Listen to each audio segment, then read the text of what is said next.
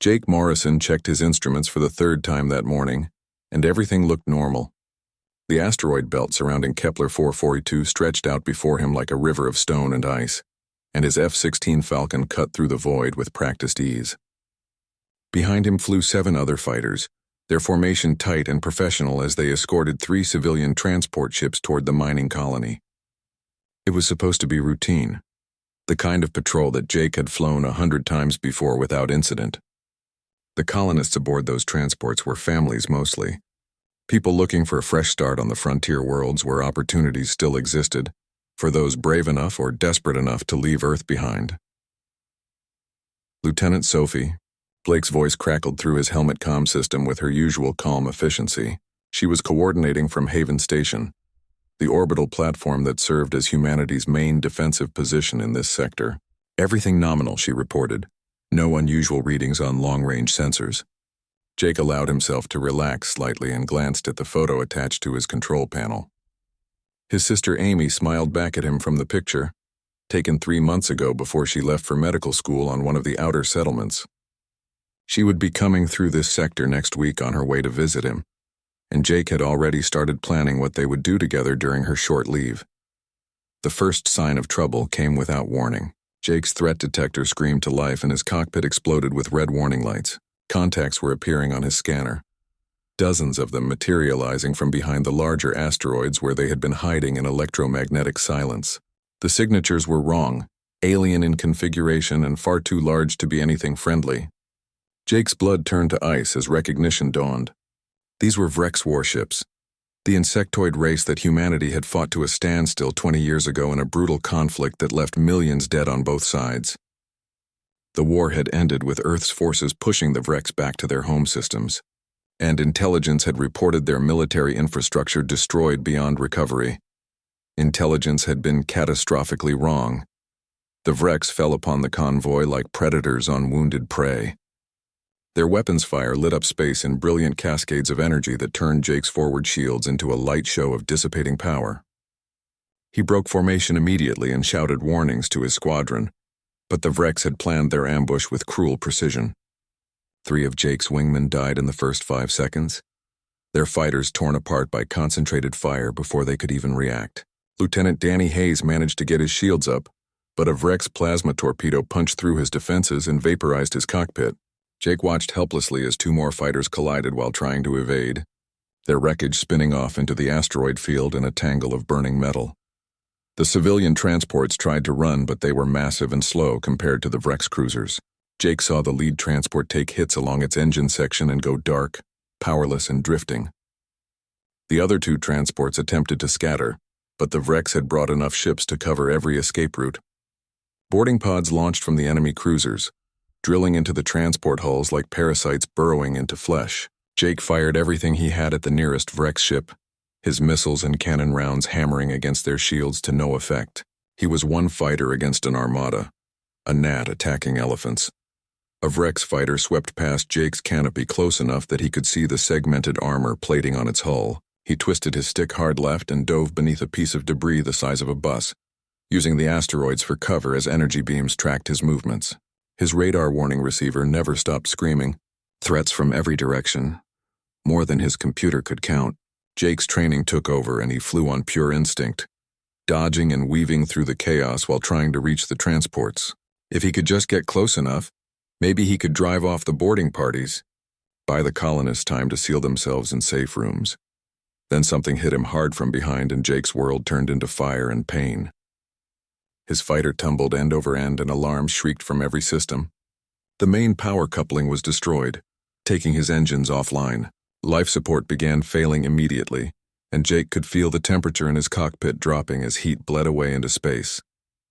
His left arm hung useless at his side, broken from the impact against his restraints. Through the spiderweb cracks in his canopy, he watched his squadron die. The last fighter, piloted by his friend Lieutenant Karen Hughes, made a desperate attack run on the Vrex flagship before 3 enemy ships converged on her position and fired simultaneously. Karen's fighter ceased to exist in a flash of white light. Jake was alone. His fighter drifted powerless through the debris field, just another piece of wreckage as far as the Vrex were concerned. Through his damaged sensors, he could see the 3 transport ships, all dead in space now with Vrex boarding craft attached to their hulls like ticks on a dying animal. 214 people aboard those ships, the computer helpfully informed him. 214 men, women, and children who had trusted humanity's military to keep them safe. Jake tried to move, tried to do something, but his broken body wouldn't cooperate and his fighter was little more than a coffin now. The Vrex completed their boarding operations with mechanical efficiency and then did something that made Jake's heart sink even further. They repositioned the captured transports into the center of their formation, surrounding the helpless civilian ships with a wall of warships and automated defense platforms. Jake had seen this tactic before in combat footage from the war. The Vrex called it a harvest formation, designed to make rescue impossible. Any ship trying to reach the transports would have to fight through overlapping fields of fire from multiple angles simultaneously. It was a death trap, a kill zone that no sane commander would send forces into. Jake's consciousness began to fade as his air supply ran out and cold seeped into his bones. His last thought before darkness took him was of Amy, and how he had failed to keep his promise that he would always be there to protect her. The photo on his panel seemed to mock him now, her smile bright with trust that her big brother would keep her safe. Jake's eyes closed and he drifted in the silence of space, surrounded by the dead and the dying while the Vrex prepared to execute their captives. Commander Lisa Grant stood before the tactical display on Haven Station and watched the nightmare unfold in real time.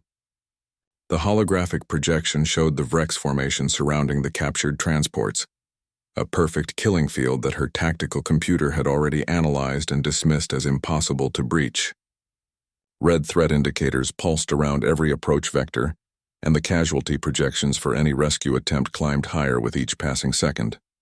98% losses for a full squadron attack, 100% losses for anything smaller. The numbers were clear and brutal and utterly unforgiving. Lieutenant Sophie Blake worked her console with frantic intensity, her fingers dancing across the controls as she tried to find something the computer had missed. Sophie had been with Grant for 3 years and was the best tactical officer in the sector, but even she couldn't argue with basic mathematics. The Vrex had positioned their ships with overlapping sensor coverage and weapons ranges that left no blind spots, no weaknesses to exploit. Any ship entering that formation would be detected immediately and destroyed within seconds. Sophie looked up at Grant with frustration evident in her eyes and shook her head slowly. The distress signal from the transports played on repeat through the station's communication system. A woman's voice steady despite the fear underneath, reporting that Vrex soldiers were cutting through the interior bulkheads and herding colonists into the cargo holds. She estimated they had maybe 12 hours before the Vrex completed whatever they were planning. Intelligence reports from the war indicated that Vrex typically executed prisoners in batches, using them as biological resources for their industrial processes. 214 people reduced to raw materials, processed with the same cold efficiency that the insectoid race applied to everything. Admiral Cole Henderson appeared on Grant's command screen, his weathered face grim with the weight of impossible decisions. The Admiral commanded the relief fleet currently burning toward Kepler 442 at maximum speed, but even with emergency jump protocols they were 6 days out. Henderson had reviewed the tactical data and his orders were clear. Haven Station was to maintain position and prepare for possible Vrex assault. Under no circumstances were Grant's forces to attempt a rescue. The math was simple from the Admiral's perspective. Sacrificing Haven Station's defensive capabilities for a doomed rescue would leave the entire sector vulnerable to Vrex expansion. Better to lose 200 people than potentially millions. Grant understood the logic even as everything in her rebelled against it. She had joined the military to protect people, not to make calculated decisions about which lives were expendable and which ones mattered enough to fight for. Her father had been a soldier, killed during the Rex War defending a colony world that High Command had already written off as lost. He had stayed anyway because retreat meant abandoning 30,000 civilians to certain death. His sacrifice had bought enough time for evacuation ships to arrive and save most of the population. Grant kept his medal in her quarters, a reminder of why she wore the uniform. Sophie suddenly straightened at her console, and Grant saw something flicker across her tactical officer's face. It was the expression Sophie got when she noticed a detail that everyone else had missed. Grant moved to stand behind Sophie's station and studied the display. Sophie had overlaid the Vrex sensor ranges onto a three-dimensional tactical map and was rotating the projection slowly. The Vrex ships formed an impressive defensive network with redundant coverage across every axis. But Sophie had found something unusual. There was a narrow corridor, barely 20 meters wide, where the sensor shadows from two Vrex cruisers overlapped with radiation from the asteroid field. It wasn't exactly a blind spot because the Vrex could still detect ships entering from that angle, but there was a 3-second delay in their targeting solutions. 3 seconds wasn't much, but it was something. Sophie ran attack simulations through the computer, testing different approaches with various ship types and weapon loadouts. The results came back consistently grim. A full squadron would be detected and destroyed before reaching the corridor. Individual fighters would be picked off by automated defenses. Capital ships were too large to fit through the gap. The only possibility that showed even marginal success probability was a single fighter, stripped down to minimum weight, making a high-speed run while under maximum stealth protocols. Even then, the computer gave it only a 4% chance of reaching the Vrex flagship. Grant studied the simulation and saw what Sophie was thinking. If a fighter could somehow penetrate the formation and take out the flagship's shield generator, it would create a 7-second window where rescue ships could target the command vessel. 7 seconds of vulnerability in a ship that controlled the entire Vrex formation. If the flagship went down or even just went dark, the other Vrex ships would fall into temporary disarray while their command structure reorganized. It might be enough time to extract the colonists or at least disrupt the execution schedule, but it was still suicide for whoever flew that fighter. Grant pulled up the roster of available pilots and felt her stomach turn over. Most of her fighter wing had launched with the convoy and died in the initial ambush. She had 14 pilots left on Haven Station, most of them rookies who had never seen real combat. None of them had the skill or experience to attempt what Sophie's simulation required. Threading through that corridor would demand perfect flying under impossible conditions, with no room for error and no backup if anything went wrong. Then Grant noticed something on the casualty list from the convoy attack. Lieutenant Jake Morrison was listed as missing rather than killed. His fighter's emergency beacon had briefly activated before going silent, which suggested his ship might still be intact somewhere in the debris field. Morrison was one of the best pilots in the sector with commendations from the war and hundreds of combat hours in his log. If anyone could make Sophie's impossible run, it would be Morrison. But reaching him would require sending a search and rescue team into the same debris field where the Vrex were operating. And there was no guarantee Morrison was even alive. Admiral Henderson's standing orders were clear. No rescue attempts. Maintain defensive posture. Wait for the fleet. Grant looked at the tactical display showing 214 people waiting to die, and then looked at her crew. Every officer on the bridge was watching her, waiting to see what she would decide. They all knew the orders, and they all knew what those orders meant. Grant thought about her father and the choice he had made 20 years ago. She thought about why people joined the military in the first place, about the oaths they swore to protect those who couldn't protect themselves. She made her decision. Grant turned to her communications officer and ordered him to begin scanning for Morrison's emergency beacon. She told Sophie to prepare a stealth probe launch to map the corridor in detail. She instructed her flight deck to prep a rescue bird and have it ready to launch on her command. The bridge crew moved immediately to execute her orders without question or hesitation. They all understood what this meant. Grant was disobeying a direct order from a fleet admiral, which would almost certainly end her career. But careers didn't matter much if you couldn't live with the face looking back at you in the mirror. Jake Morrison woke to pain and cold, and the screaming of emergency alarms that seemed to come from very far away. His first confused thought was that he had crashed during a training exercise and someone would be along shortly to pull him out of the wreckage. Then memory returned in a rush that hurt worse than his broken body. The ambush. His squadron dying around him, the transports being captured. He was floating in a dead fighter somewhere in the debris field, while the Vrex prepared to murder 200 people. His helmet radio crackled with static, and then went silent. Jake tried to move his left arm and immediately regretted it as white-hot agony shot through his shoulder. Broken for sure, possibly in multiple places. His right hand still worked, though, and he used it to assess his situation. Main power was completely offline with no chance of restart. Life support had maybe 30 minutes of reserve oxygen left before he would suffocate. The fighter's hull had been breached in at least 3 places and frozen air crystallized on the inside of his cracked canopy. His emergency beacon wasn't transmitting because the communications array had been destroyed in whatever hit him. Jake fumbled with the equipment locker behind his seat using his good hand and pulled out the emergency repair kit. Standard procedure after a crash was to assess, stabilize, and signal for rescue. The assessment part was depressing and stabilization wasn't much better, but maybe he could jury-rig something that would let him call for help. He worked slowly and carefully despite the pain, stripping components from his damaged systems and rebuilding them into something that might function. The cold made his fingers clumsy, and twice he dropped circuit boards that floated away into the darkness of his cockpit. After 20 minutes of work that felt like hours, Jake managed to create a basic transmitter from the remains of his communication system. It wouldn't have much range and the signal would be weak, but it might reach Haven Station if they were listening. He activated the makeshift device and spoke into his helmet microphone, his voice rough and unsteady. "This is Lieutenant Jake Morrison from the convoy escort, requesting immediate assistance and status update."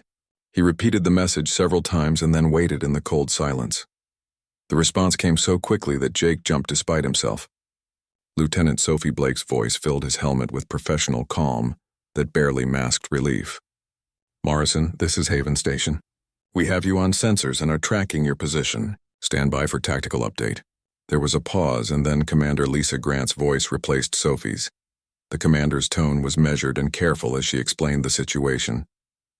The transports were captured and surrounded by Vrex forces in what tactical analysis designated as an impossible rescue scenario. The fleet was days away and the colonists had hours at best before execution. Then Grant told Jake about Sophie's discovery. The corridor through the Vrex formation, narrow as a needle and just as sharp. The 3-second window where a single fighter might slip through undetected if the pilot was skilled enough and lucky enough. The shield generator on the Vrex flagship that controlled the entire defensive network. 7 seconds of vulnerability if that generator went down. Grant laid out the mission parameters without embellishment or false hope. She told Jake exactly what the computer projected, his survival chances to be, and she made it clear that she could not order him to attempt this. Jake listened to all of it in silence while his eyes drifted to the tactical display. Sophie was transmitting to his makeshift receiver. He could see the Vrex formation, could see the captured transport sitting helpless in the middle of that deadly embrace. Grant finished her briefing and waited for his response. Jake knew what she was really asking him. Was he willing to die for people he had never met? For a mission that would almost certainly fail? For odds that no rational person would accept? His thoughts went immediately to Amy, his little sister who looked up to him with such absolute faith, who believed her big brother could do anything. She was supposed to visit next week, and they were going to watch the meteor showers from Haven Station's observation deck, like they used to do when they were kids. Jake had promised her years ago that he would always be there to protect her, that nothing bad would ever happen as long as he was around. It was the kind of promise that children make without understanding the weight of the words. But Amy was grown now, and working as a medical officer on the frontier, healing people and saving lives. She had chosen to help others even though it meant danger and hardship. Jake wondered what Amy would want him to do in this situation. Would she want him to play it safe, to wait for rescue and let those colonists die because the odds were bad? Or would she expect him to do what their father had taught them both? To stand up when standing up mattered even if it cost everything. Jake thought about his father and the stories his mother used to tell. How his dad had volunteered for dangerous missions during the war.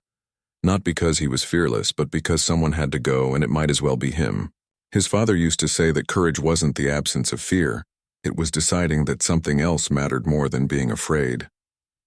Jake had always wondered if he could live up to that standard, if he had that kind of strength inside him. He looked at the tactical display again, and this time he really studied it. The corridor was suicide, but it was there. The shield generator was impossible to hit, but it was there. 7 seconds wasn't much time, but it was something. Jake had spent his entire adult life training to fly fighters in combat, learning to push his aircraft to the absolute limits of performance and beyond. He had survived situations that should have killed him through a combination of skill and stubbornness. Maybe this was what all that training had been for. Maybe his entire career had been building toward this one moment. Jake checked his fighter systems and began making calculations. His main engines were dead, but he still had maneuvering thrusters.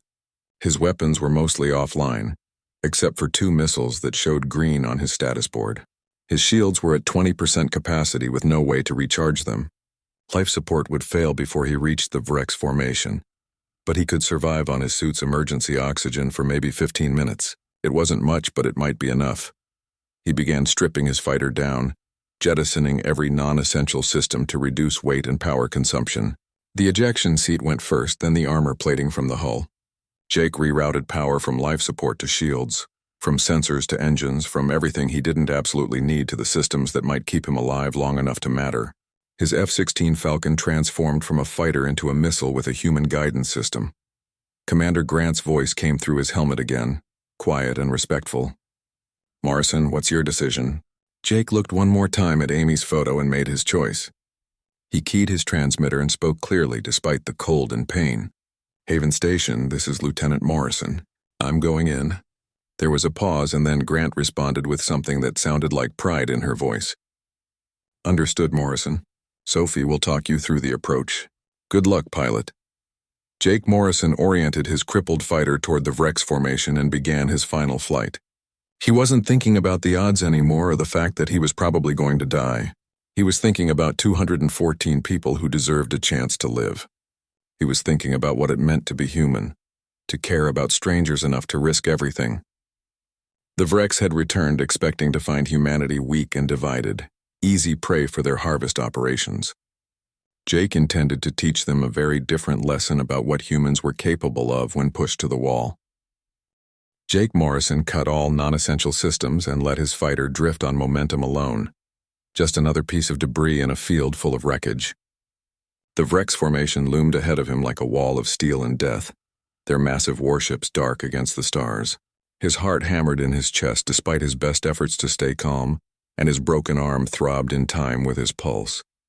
Sophie Blake's voice was steady in his helmet, guiding him through the approach with precise vectors and timing marks. She had mapped the corridor down to the meter, and now she walked him through every adjustment.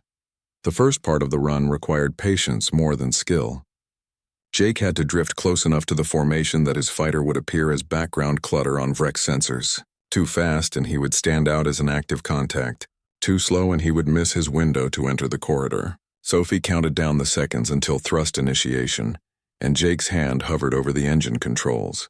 His stripped-down fighter was barely holding together, and he knew that once he lit the engines there would be no second chances. This was a one-way trip into the heart of enemy territory, with success measured in whether he could hit his target before dying. Sophie's countdown reached 0 and Jake fired his maneuvering thrusters at full power. His fighter leaped forward and immediately every Vrex sensor in range locked onto his position. The reaction was instantaneous and overwhelming. Energy beams sliced through space all around him, turning the void into a deadly light show. Jake threw his fighter into a hard roll and dove beneath a piece of debris the size of a transport ship. The Vrex fire tracked him, and the debris exploded in a shower of superheated fragments that pinged off his weakened hull. His threat receiver screamed with target locks from multiple directions. Jake's hands moved on the controls with practiced precision, every motion born from thousands of hours in the cockpit. He jinked left as a plasma bolt scorched past his canopy, close enough to leave afterimages in his vision. He pulled up hard and felt the G-forces crush him into his seat despite his already broken body. A Vrex fighter swept past on an intercept course, and Jake twisted his stick to bring his nose around, firing a burst from his remaining cannon that stitched holes across the enemy's wing. The Vrex fighter tumbled away, trailing atmosphere. Sophie's voice never stopped giving him vectors and warnings. "Vrex cruiser at 2 o'clock, charging weapons. Drop 30 meters now." Jake followed her instructions without question, because he couldn't process the tactical situation fast enough on his own. There were too many threats from too many directions, and his damaged systems were failing faster than he could compensate. His right engine coughed and died, forcing him to rely entirely on his left for thrust. The asymmetric power made his fighter want to spin, and Jake had to fight the controls constantly to maintain course. A Vrex destroyer noticed his approach and turned to bring its main guns to bear. Sophie saw it happening, and her voice took on an urgent edge. "Morrison, you have 3 seconds before that destroyer fires. Use asteroid cluster at bearing 270 for cover." Jake didn't waste time acknowledging. just threw his fighter into a dive toward the asteroid Sophie had marked. The destroyer's guns opened up and space exploded around him. One of the energy beams clipped his left stabilizer, and Jake's fighter began tumbling out of control. He fought the spin using only his maneuvering jets and somehow managed to pull out behind a massive asteroid just as another salvo from the destroyer turned the rock into vapor and debris. His cockpit was filling with smoke from electrical fires in the damaged systems. Jake couldn't see his instruments clearly anymore and had to fly by feel, trusting his instincts and Sophie's guidance. His suit's oxygen feed had been damaged and he could feel the air getting thin. Hypoxia would start affecting his judgment soon, making him slow and stupid at exactly the wrong time. He bit down on his lip hard enough to draw blood, using the pain to keep himself focused. The corridor was ahead now, that narrow gap between sensor shadows where Jake might slip through undetected. Might being the key word, because the Vrex had realized something was happening and their formation was tightening. Sophie's voice came through with bad news. "They're adjusting position, Morrison. Your window is shrinking. You have maybe 20 seconds before the corridor closes completely." Jake pushed his dying fighter harder, coaxing every last bit of speed from his damaged engine. His left wing was on fire now, flames spreading across the surface before being snuffed out by the vacuum. The wing structure was compromising and Jake could feel his fighter becoming increasingly unstable. Vrex fighters swarmed around him like angry insects, their weapons fire creating a web of death that seemed impossible to navigate. Jake flew through gaps that shouldn't have existed, his fighter twisting and turning in ways that violated every safety protocol in the manual. A plasma bolt hit his canopy and the transparasteel shattered, exposing Jake to vacuum. His suit sealed automatically, but the pressure change made his ears pop painfully and blood vessels burst in his eyes. He could barely see now, flying half-blind through a storm of fire while his fighter fell apart around him. The corridor entrance appeared ahead of him for just a moment, a gap in the Vrex formation that looked far too small for any aircraft to fit through. Sophie's voice was urgent now, almost pleading. "Morrison, you need to roll 90 degrees and cut your speed by 40% or you'll hit the cruiser on the left side." Jake did as she instructed even though every instinct screamed at him to go faster. He rolled his fighter and reduced thrust, feeling horribly exposed as Vrex weapons converged on his position. Then he was in the corridor, and everything changed. The Vrex fire pattern shifted as their targeting solutions tried to adjust for his new position. For exactly 3 seconds, their weapons couldn't track him properly, and Jake used that window to push deeper into their formation. He flew between two massive cruisers, so close that he could see the details of their hull plating and the glowing ports where their weapons charged for firing. The cruisers opened up a microsecond later and Jake felt the heat wash over his fighter as energy beams crisscrossed. Through the space he had just vacated, his threat receiver was going insane now with proximity warnings from multiple capital ships.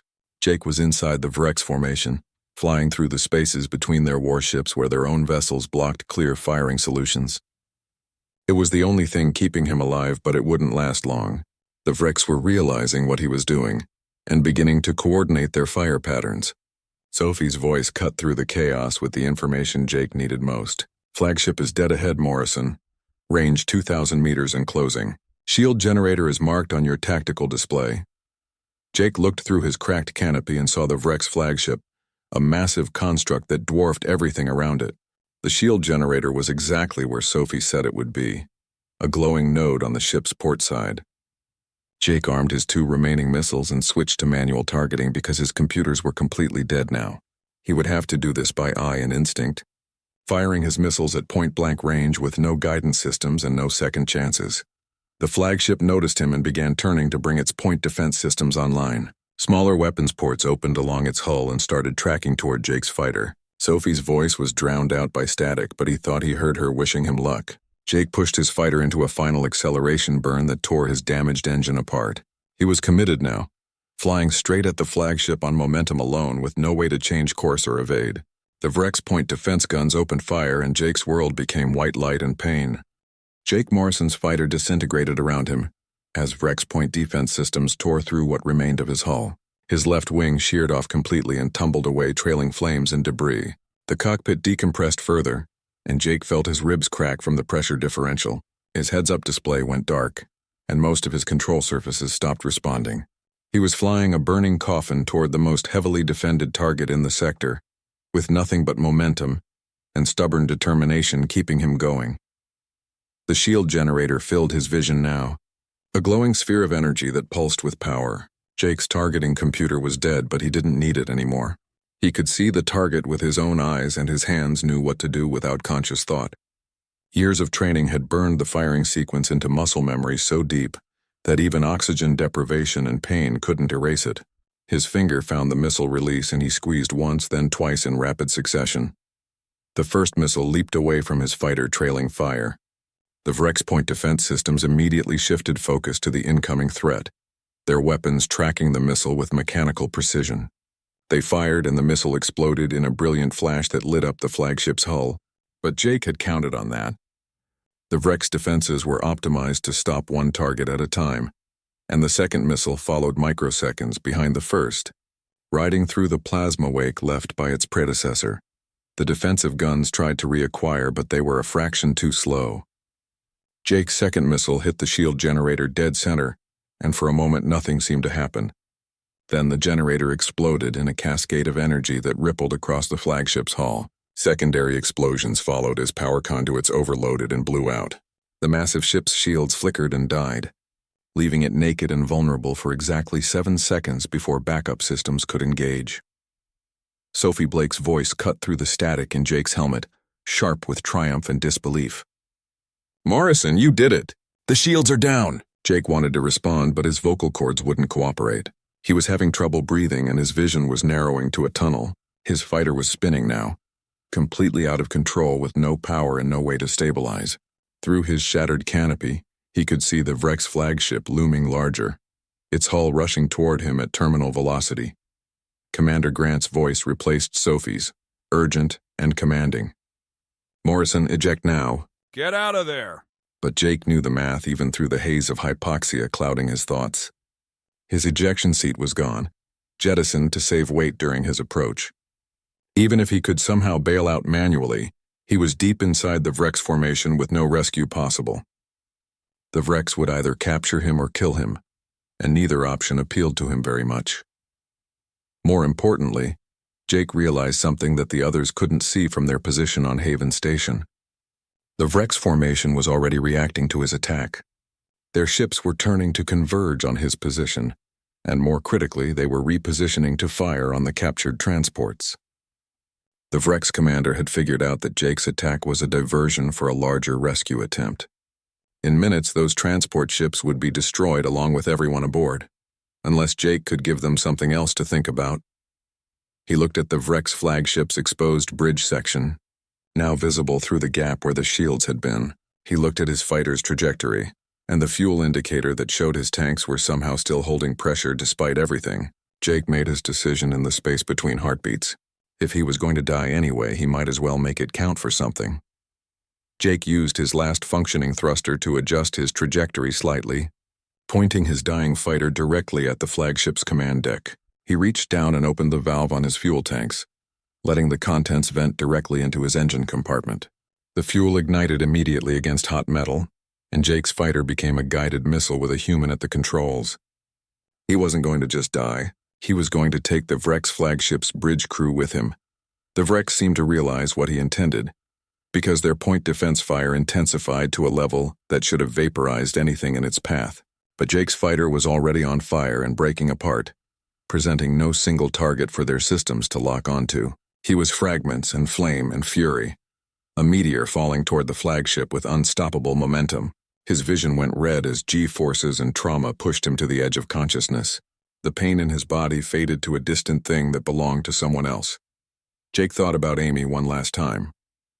He hoped she would understand why he did this, hoped she would be proud rather than angry.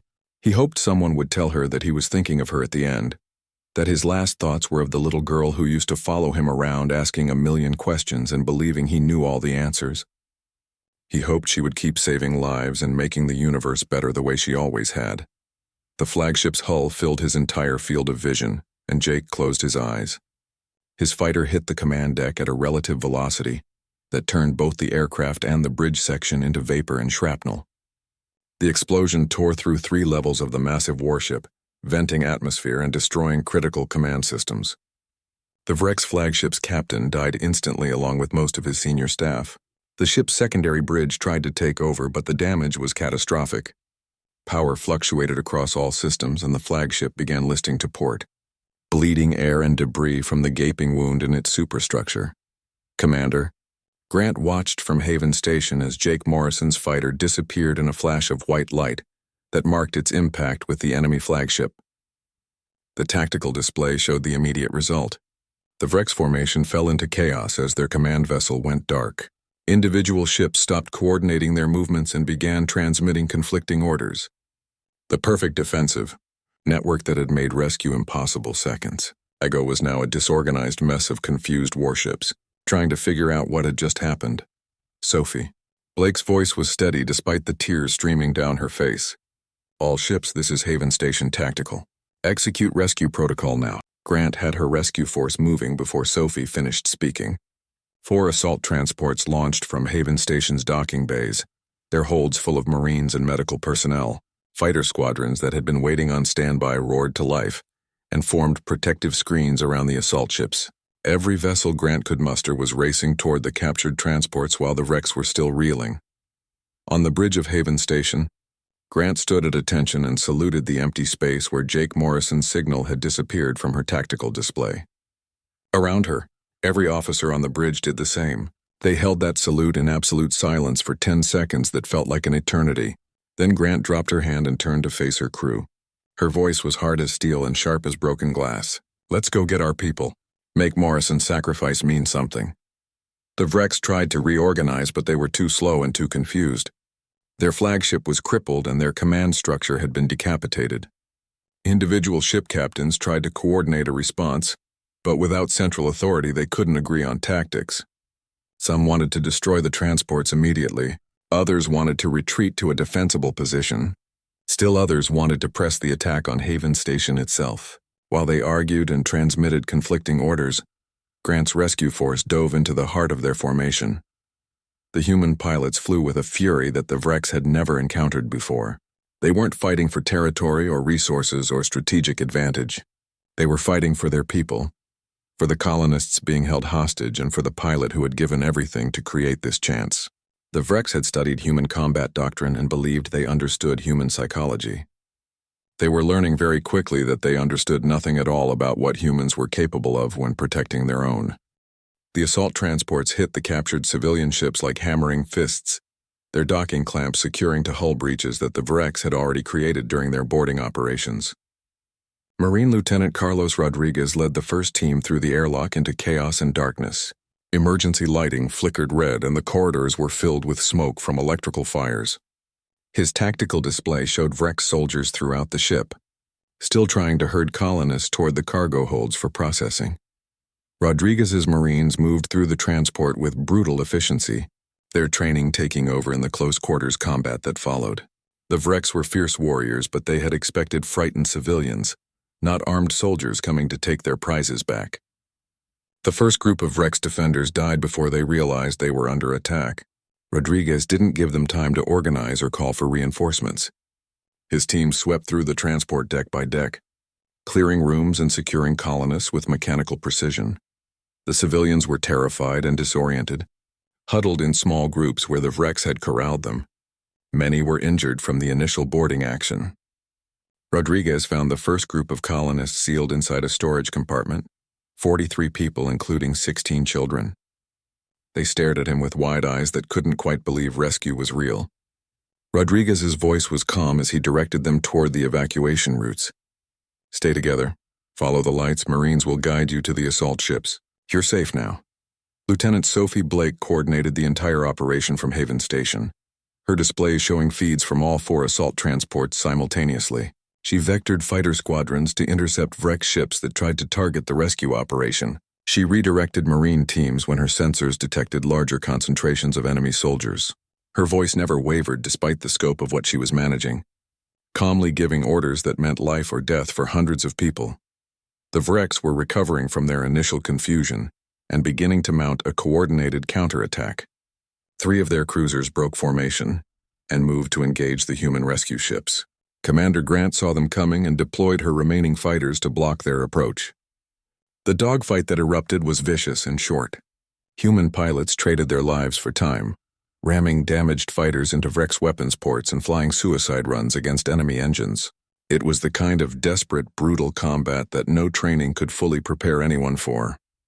Inside the second transport ship, Marine Sergeant Linda Shaw found herself facing a Vrex warrior that stood nearly 3 meters tall. The insectoid soldier's armor was scarred from multiple battles and its weapons were charged and ready. Shaw didn't hesitate, just opened fire with her assault rifle and kept firing until her magazine was empty. The Vrex staggered but didn't fall, its armor absorbing impacts that would have killed a human instantly. Shaw dropped her rifle and pulled her sidearm, emptying that too into the creature's face.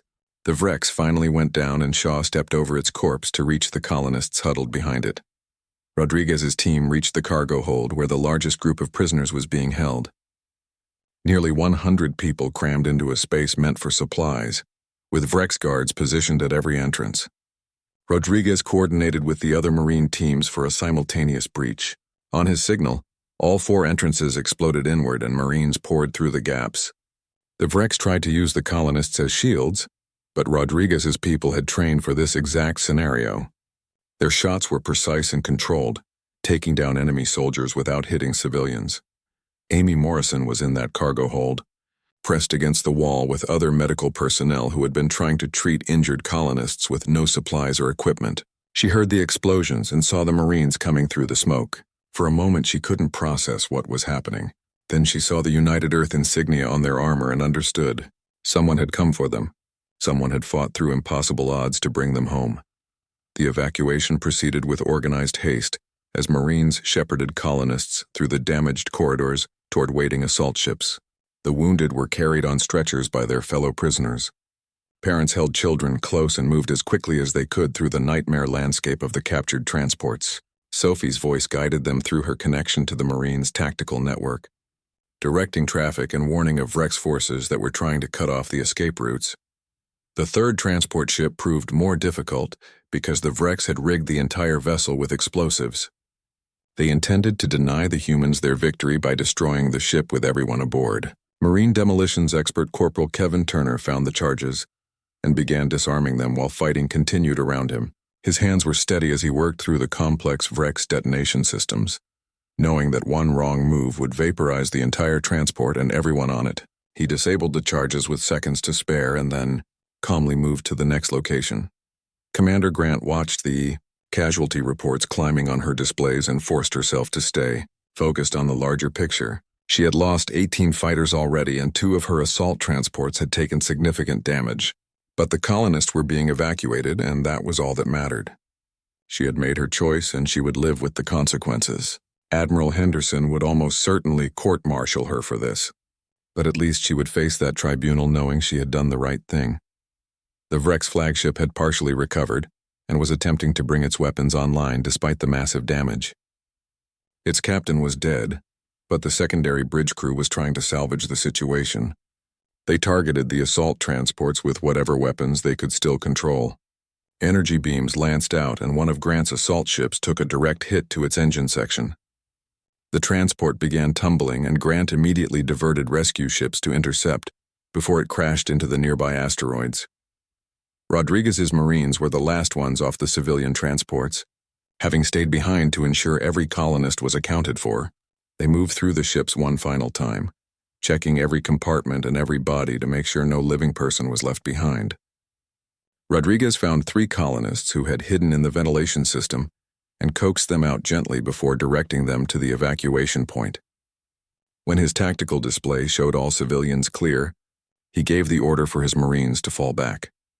The assault transports disengaged from the captured civilian ships and began burning back toward Haven Station at maximum acceleration. The Vrex gave chase, but their formation was still in disarray, and their flagship was too damaged to coordinate an effective pursuit. Grant's fighter squadrons formed a rearguard, trading space for time as the heavy assault ships made their escape. More pilots died holding that line, their fighters exploding in brilliant flashes that marked their final sacrifice. Sophie Blake counted the rescued colonists as they arrived back at Haven Station and felt her throat tighten. 214 had been captured. 214 were coming home. Every single person aboard those transports was being pulled off and rushed to medical or temporary housing. Not one life had been lost during the rescue itself, though many were injured and all were traumatized.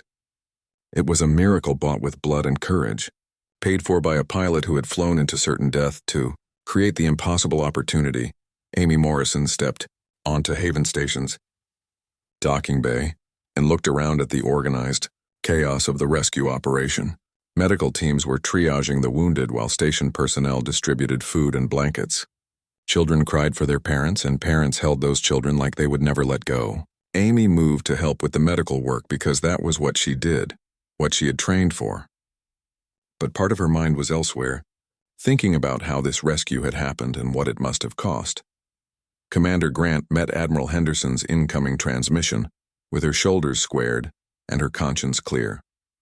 She expected anger and official censure. Instead, Henderson's weathered face showed something that looked almost like approval.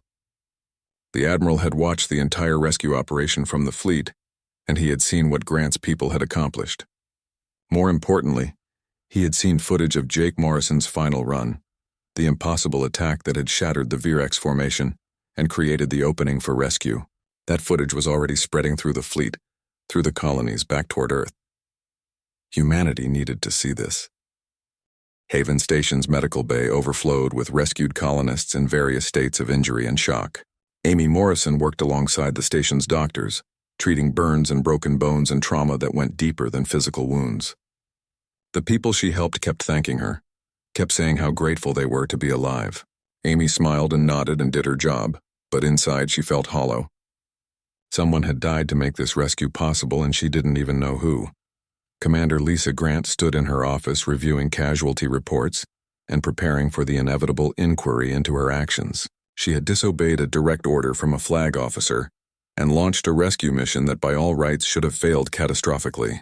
The fact that it succeeded didn't change the breach of protocol. Grant had served long enough to know that the military ran on discipline and chain of command. Her career was over, but she found she didn't care much about that anymore. Lieutenant Sophie Blake entered Grant's office without knocking, her face flushed with excitement that seemed out of place given the somber mood. "Commander, you need to see this." Sophie pulled up a sensor display and highlighted a section of the debris field. Long-range scanners had detected a faint signal, almost lost in the background radiation from the battle. It was an emergency beacon broadcasting on military frequencies. Sophie isolated the signal and ran it through the identification database. The beacon belonged to Jake Morrison. Grant felt her heart skip a beat as she processed what this meant. Morrison's fighter had been seen impacting the Virex flagship, and the resulting explosion should have vaporized everything within 100 meters. No one could have survived that collision, but the beacon was real and it was transmitting Morrison's personal identification code. Grant didn't waste time questioning the impossible. She immediately authorized a search and rescue operation. Amy Morrison was checking on a child with a broken arm when Sophie found her in the medical bay. The tactical officer's expression was carefully neutral as she asked Amy to come to the command center. Amy felt a spike of worry, wondering if she was in trouble for something. Sophie wouldn't explain during the walk, just kept saying that Commander Grant needed to speak with her personally. When they reached the command center, Grant was waiting with a display showing sensor data that Amy didn't understand. "Your last name is Morrison," Grant said without preamble. "Do you have family in the military?" Amy nodded slowly, confused about where this was going. Her brother Jake was a fighter pilot stationed in this sector. Grant's expression shifted to something that might have been relief. "We believe your brother is alive. His emergency beacon is active, and we're sending rescue ships to his location now." Amy's knees went weak and Sophie had to steady her. Her brother was the pilot who had sacrificed himself to save everyone. Her brother Jake had flown into the Virex formation on a suicide mission and somehow, impossibly, survived. The rescue team found Jake's emergency pod wedged between two asteroids 60,000 kilometers from the impact site. The pod was barely functional, its power reserves depleted and its hull scored by debris impacts. Flight Officer Rachel Torres was first through the hatch and she found Jake Morrison unconscious in the tiny space. His vitals were weak but present. Torres immediately began emergency medical procedures while her team prepared to transport the pod back to Haven Station. Jake had ejected at the last possible second before impact, his pod firing just as his fighter began its terminal collision with the Virex flagship. The explosion had caught the pod and sent it tumbling wildly through space, battering Jake around inside like dice in a cup. He had lost consciousness from the trauma, and the pod's automated systems had put him into emergency stasis to preserve his life. The beacon had activated on a timer hours later, broadcasting weekly through the interference from the battle debris. Amy Morrison was waiting in the docking bay when the rescue ship arrived. She watched them pull Jake's pod from the cargo hold and crack it open. Her brother looked terrible, his face bruised and his body broken, but he was breathing. The medical team rushed him to surgery immediately. Amy wanted to go with them, but Commander Grant stopped her gently. "Let them work. You can see him when he's stable." Amy nodded numbly and sat down in the corridor outside the operating room to wait. The surgery took 7 hours. Jake had broken ribs, a shattered collarbone, severe bruising throughout his body, and a concussion that the doctor said was lucky not to be fatal. But none of the injuries were life-threatening with proper treatment. When the lead surgeon finally emerged and told Amy that her brother would make a full recovery, she broke down and cried for the first time since the ordeal began. The relief was overwhelming, washing away days of fear and trauma in a flood of tears.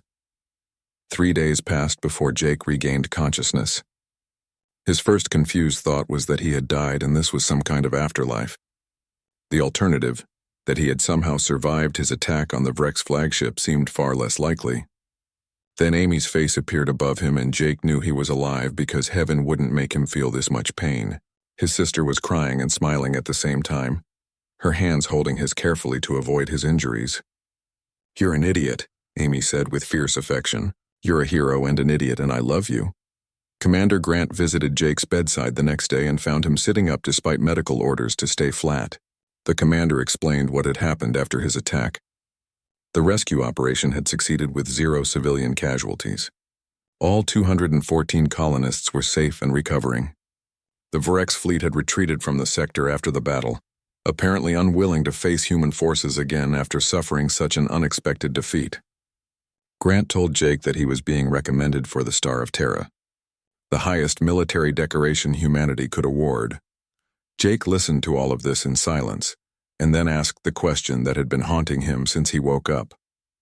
"How many of our people died?" Grant's expression tightened. 18 fighters had been lost during the rescue operation along with their pilots. The assault transports had taken casualties among the Marine units.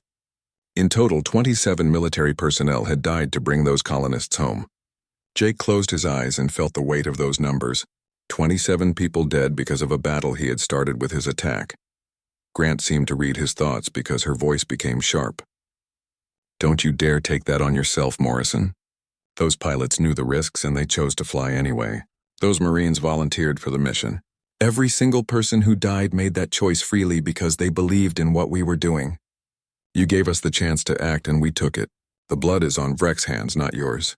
Jake wanted to believe her, but the guilt sat heavy in his chest anyway. The news of Jake's survival spread through Haven Station and then throughout the fleet. The story of his impossible attack run had already made him a legend. Now the fact that he had lived through it seemed to make the whole thing even more incredible. Pilots wanted to shake his hand. Marines wanted to buy him drinks when he was cleared for alcohol. Children from the rescued colony drew pictures of his fighter attacking the Vrex flagship, and their parents brought the artwork to his hospital room. Amy stayed with Jake during his recovery, refusing to leave for her original assignment. She told him about being in the cargo hold when the Marines arrived, about the fear and chaos and the moment she realized someone had come to save them.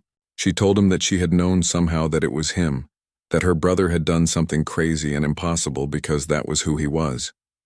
Jake tried to deflect with humor, but Amy saw through it and made him talk about his feelings instead. Sophie Blake visited, bringing tactical reports and updates on the Vrex movements.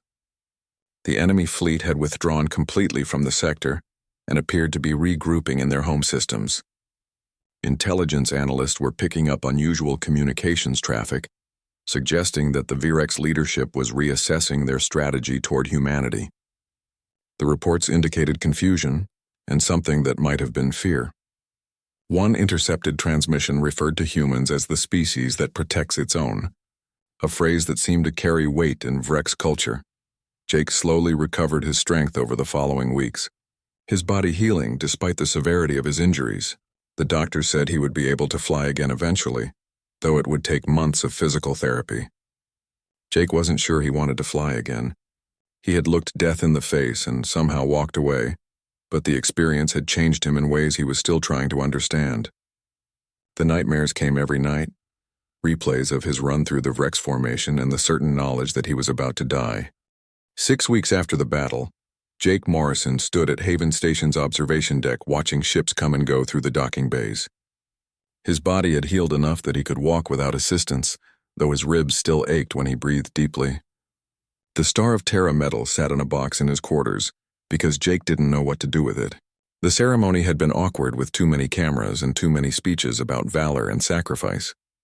Jake had stood there feeling like a fraud while people called him a hero. Amy found him at the viewport and stood beside him in comfortable silence for a while. She had delayed her assignment again to stay with Jake during his recovery, and he was grateful for her presence even when they didn't speak. His little sister had grown into someone strong and capable, someone who saved lives every day in her own way. Jake wondered if she understood how much he admired her, how proud he was of the person she had become. The mining colony had been officially renamed Morrison Station in Jake's honor, despite his protests. The colonists had voted unanimously and there was nothing he could do to stop it. They sent him messages constantly, thanking him and telling him how their children talked about the brave pilot who saved them. Jake read the messages and felt the weight of expectation pressing down on him.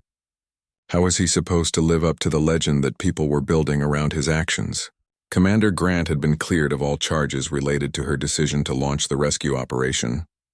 Admiral Henderson had testified that Grant acted within the scope of her authority, given the fluid tactical situation. More importantly, the successful rescue had provided a massive morale boost throughout the fleet at a time when humanity needed to believe in itself. Grant kept her command of Haven Station and received a commendation for leadership under extreme circumstances.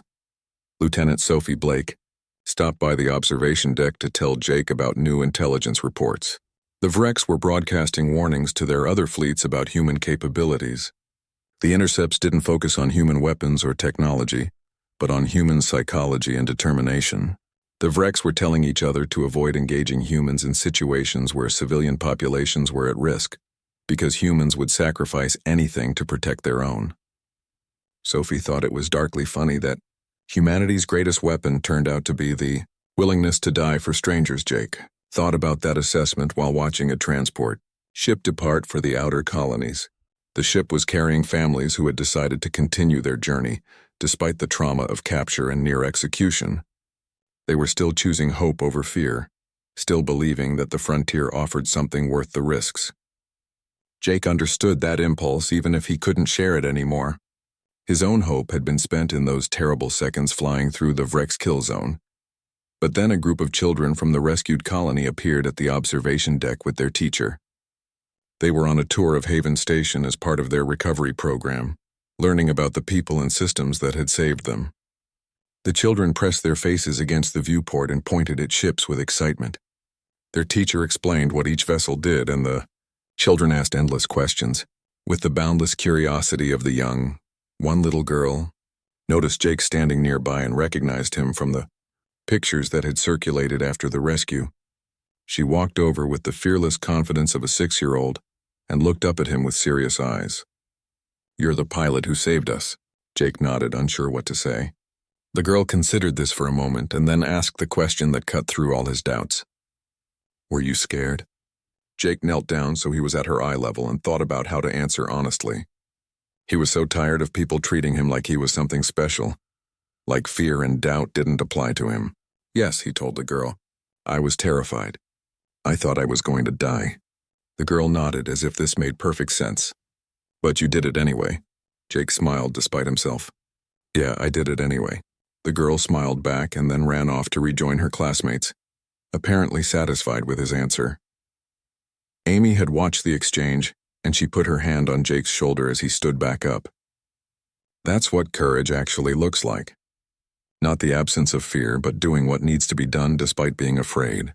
Their father used to say something similar, and Jake felt the truth of it settling into his bones. Maybe he could live with being human and flawed and scared as long as he kept trying to do the right thing when it mattered. The Star of Terra ceremony had included footage of Jake's attack run pulled from Haven Station's sensors. That footage had spread throughout human space and beyond. Other species were seeing it too, watching a human pilot fly into certain death to protect people he had never met. The images were being analyzed and discussed in alien councils and military academies across multiple civilizations. Humanity had been dismissed as reckless and emotional by older races, but now those same species were reconsidering their assessments. Intelligence reports indicated that several neutral governments were reaching out to Earth about potential alliance agreements. The rescue at Kepler 442 had demonstrated something that no amount of diplomatic talks could convey. It showed that humans valued individual lives, that they would fight impossible odds rather than abandon their own. In a galaxy where most species made cold calculations about acceptable losses, humanity's stubborn refusal to leave anyone behind was starting to look like strength rather than weakness.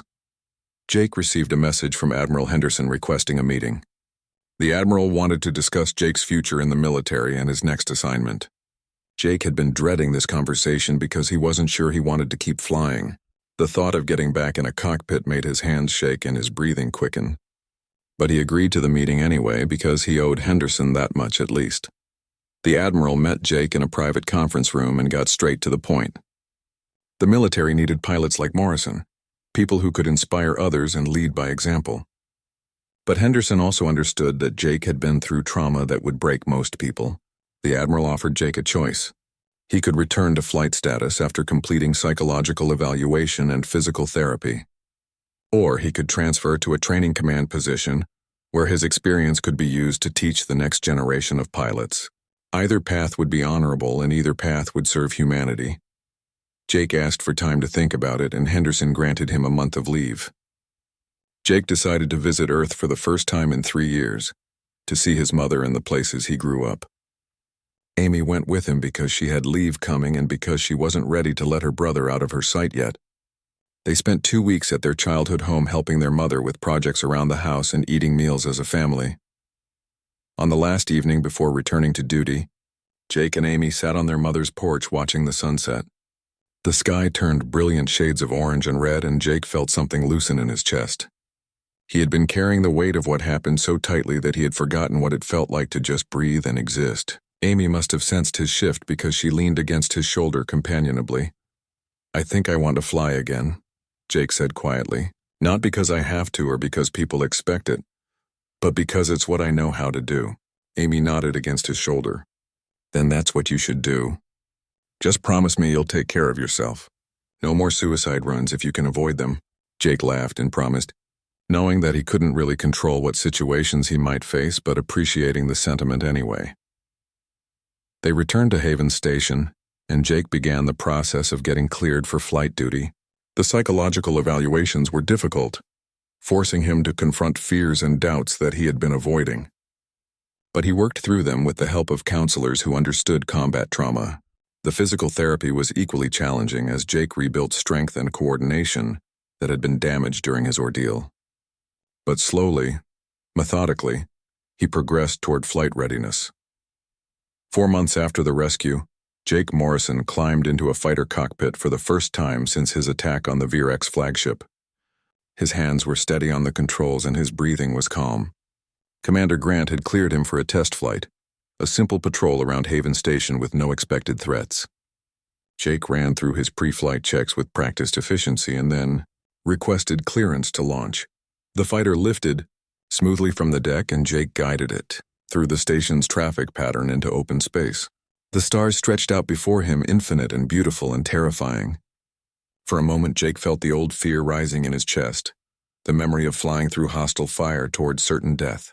But then he remembered the little girl's question and his own answer. He had been scared and he had done it anyway. That was enough. That would always be enough. Jake pushed his fighter into a roll just for the joy of flying and felt his spirit lift with the maneuver. He thought about the colonists at Morrison Station rebuilding their lives. He thought about Amy saving lives in her own way. He thought about all the humans scattered across the frontier, vulnerable and determined and refusing to give up on their dreams despite the dangers. Those people needed someone watching over them, and Jake had decided he could be that someone.